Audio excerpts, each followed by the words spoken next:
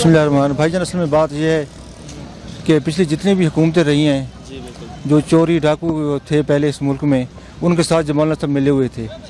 ठीक है, आज पहले दफ़ा इक़्तिदार से हटकर बाहर हुए हैं तो ये धरने में दे रहे हैं। पहले शुरू में लाल मस्जिद का ऑपरेशन हुआ था, कितने बच्चे शहीद हुए थे, उसने धरना नहीं दिया था क्योंकि इसके बाद हुकूमत मुशर्रफ की ये हुकूमत में शामिल था। उसको पीपी का दौर आया है तो पीपी में कितनी महंगाई थी, 120 रुपये पेट्रोल की आए, उसने धरने क्यों नहीं दिए थे? क्योंकि हुकूमत में ये शामिल था। फिर नून लीग की हुकूमत आई, नून लीग की हुकूमत में ख़त्म नबूवत की तरमीम हुई, कितना बड़ा ये डाका उन्होंने मारा, उस तो इसको धरना याद क्यों नहीं आया? अब इसको धरना क्यों याद आ रहा है? ठीक है, अब क्या मतलब सीट नहीं बनी?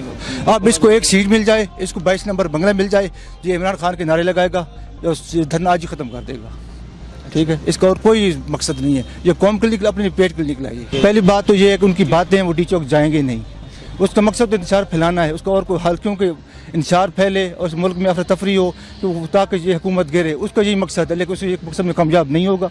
ठीक है ना, इंशाअल्लाह ये जल्द वापस चले, उसके कोई मकासद पूरे नहीं होंगे इंशाअल्लाह। देखें, इनको अगर आपने 50 साल से बर्दाश्त किया इन तीन ग्रुपों को, नून लीग, पीपल पार्टी, ANP, मौलाना साहब जितने भी थे या अमरीत थी, जो भी कहते हैं आप लोग, तो आप इसको भी 1.5 साल हो गया, इसको 5 साल बर्दाश्त कर लें, उसके बाद वोट न देना अगर ये काम ना करे।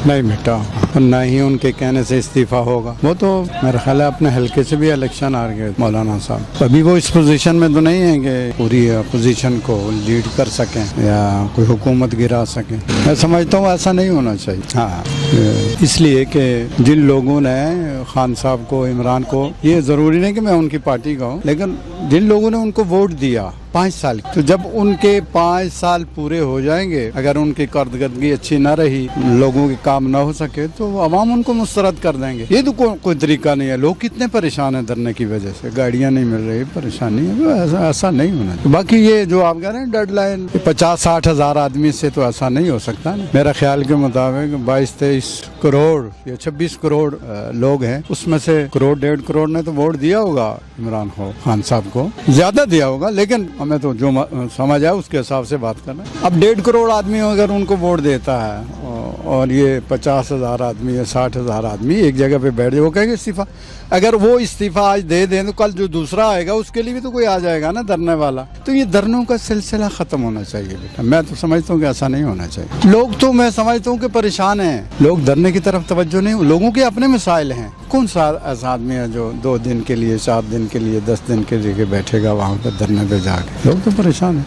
अब गाड़ियों का मसला आप देख लें कि लोगों को गाड़ियाँ नहीं मिल रही। हम मजहबी लोगों के मुखालिफ नहीं हैं, मजहबी लोग हैं, हम खुद दीनदार लोग हैं, अल्हम्दुलिल्लाह नमाज रोज़ा करते हैं, लेकिन ये जो तरीक़ाकार अपनाया गया है मौलाना साहब ने जो किया है, ये इसकी हमायत में। ये महंगाई भी पहले भी थी, बेरोजगारी पहले भी थी, आज तो नहीं लोग डिग्रियाँ चाह के घूम रहे, ये आज से 10 साल पहले से भी डिग्री चाह के घूम रहे हैं।